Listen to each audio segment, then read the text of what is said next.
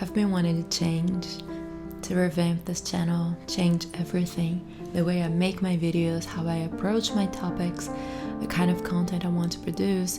And I asked you guys on Instagram, and you guys said that you like watching more vlogish styles of videos. So here we go.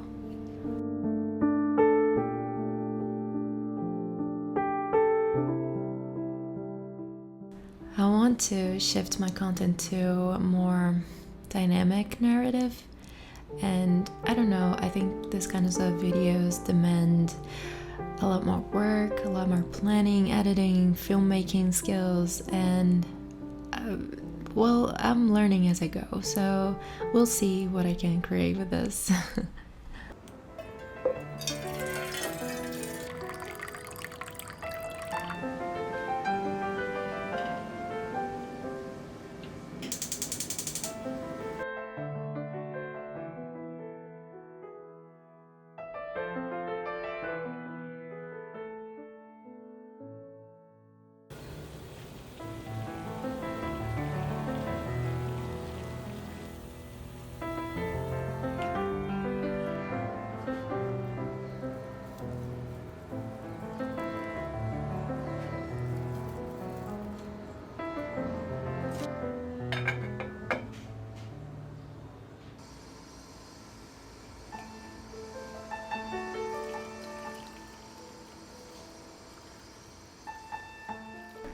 Okay, so in this video, we're going to analyze a little text or statement that I read recently about creativity. So one of these days, I read this: the person who follows the crowd will usually get no further than the crowd. The person who walks alone is likely to find herself in places no one else has been before. Creativity in living is not without attendant difficulties, for peculiarity breeds contempt, and the uncomfortable thing about being ahead of your time is that when people finally realize you were right, they'll say it was obvious all along. You have two choices in life: you can dissolve into the mainstream, or you can be distinct. To be distinct, you must be different. To be different, you must strive to be what no one else but you can be.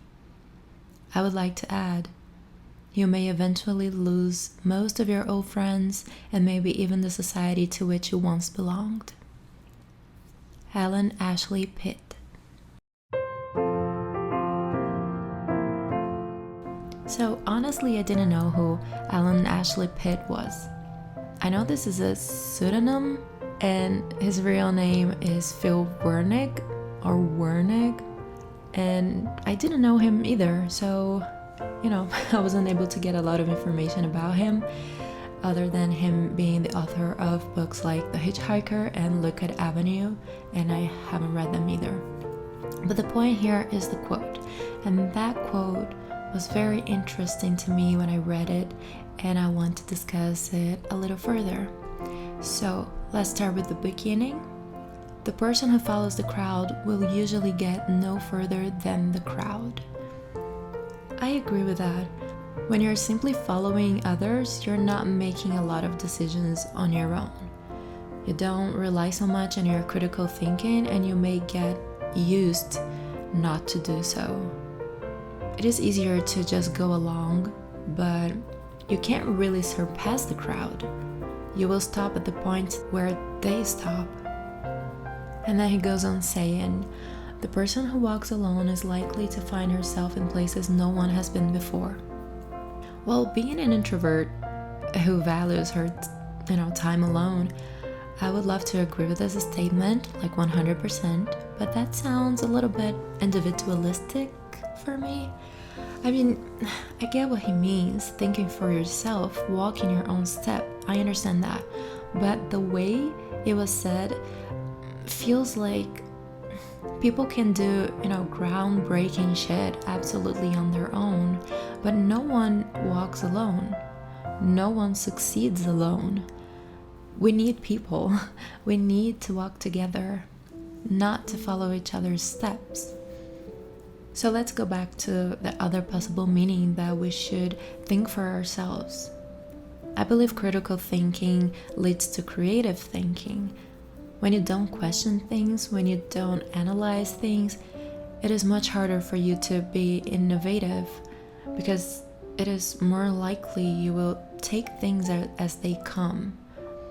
It is more likely that you just accept the situation as it is. The Australian curriculum published an article that says thinking that is productive, purposeful, and intentional is at the center of effective learning. They also say that critical thinking and creative thinking are not interchangeable, but they are strongly linked, bringing complementary dimensions to thinking and learning.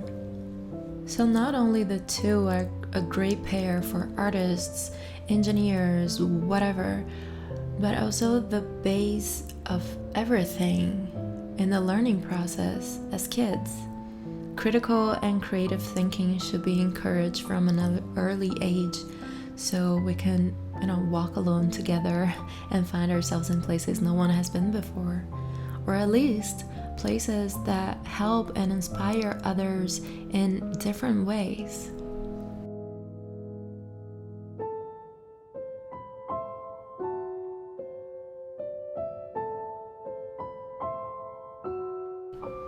Next, Ellen says, creativity in living is not without its attendant difficulties, for peculiarity breeds contempt. And the uncomfortable thing about being ahead of your time is that when people finally realize you're right, they'll say it was obvious all along. How many times have you experienced someone looking at an abstract painting, for example, and saying, even I could have done that.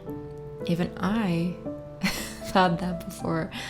I could have maybe, but I didn't.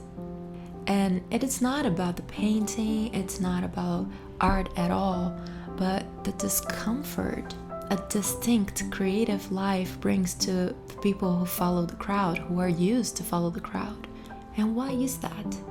Why do we feel uncomfortable when someone is walking their own path and painting outside the lines? That is a little cliche, but why does that bother people? I think we all have this innate gift of creativity, and I really do not mean artistic creativity here. I mean being creative in general, in life, in whatever work you do, in your hobbies, in your daily routines, in your cooking, in your ideas and thoughts. Just think about it. When we are kids, we do question things. Everything is new. And we draw and we play and we use our imagination. But then we grow up and we start accepting the world as it is, meaning the way the people around us explained it to us and the reality we find ourselves in, and then we absorb their perception of things as if it was our own. And if we continue to follow that path, soon enough we will be following the crowd. Society will pick our place for us and make sure we are doing just what we've been told to do. Even though it is probably not our nature to fit in a box and keep our fluidity very stiff and controlled, most of us have to do that. Most of us have to work to pay the bills, or even barely. And what kills creativity more than poverty? When you can't risk being creative and doing things in a different way. But that is another topic, and this reminded me of a video I watched recently by Zoe B. I'll leave it in the description box.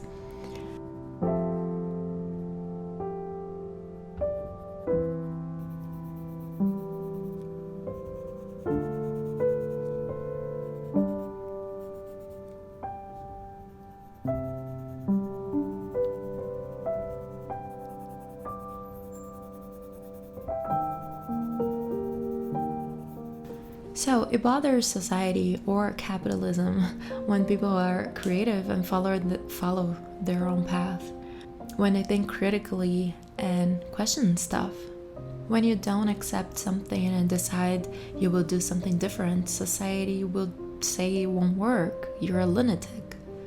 But when it does work, society will give you any sorts of explanation as to why you succeeded, and none of them will be your critical and creative thinking plus your courage to pursue it.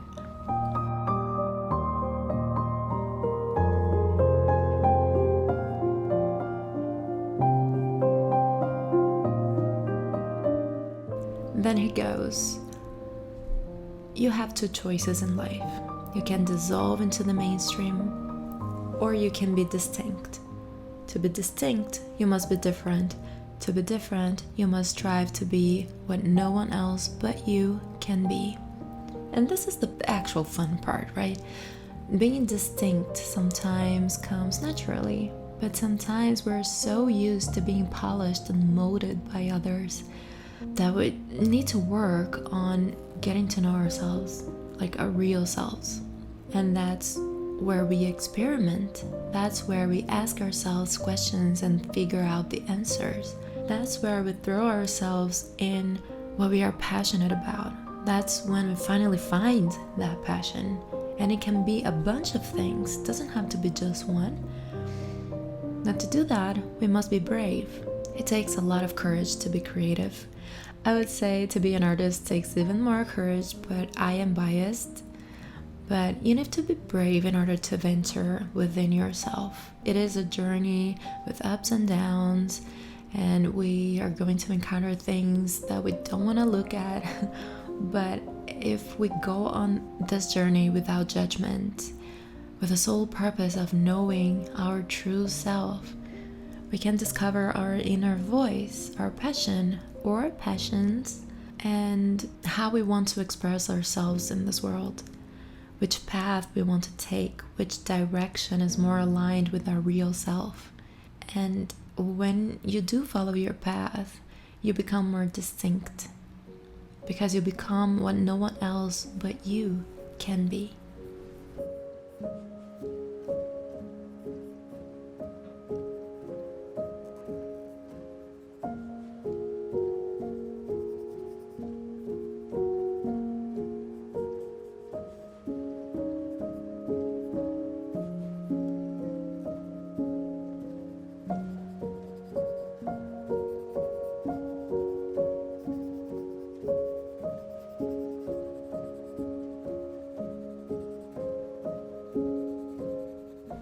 Then he adds, you may eventually lose most of your old friends and maybe even the society to which you once belonged.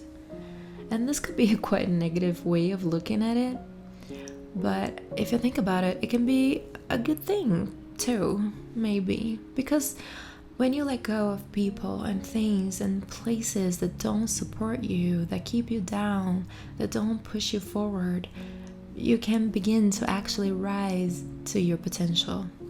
And new people and new societies of some sort will appear. A new environment that is more uplifting and more supportive will begin to be built around you. So don't be afraid of the loneliness of a creative life. There are so many like you feeling alone too. You may seem like you're lonely, but you will never walk alone. No Liverpool pun intended here.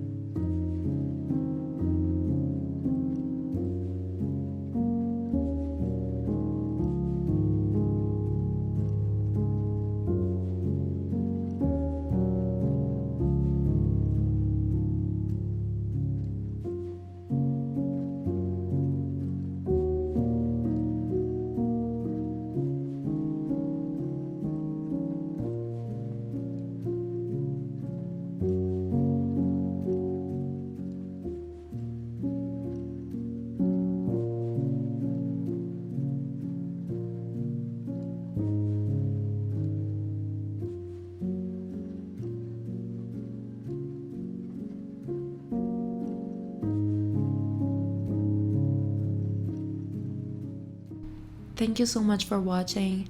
If you want to support my channel, please like, subscribe, and let me know your thoughts about this quote and my analysis in the comments. Thank you so much again, and I will see you soon.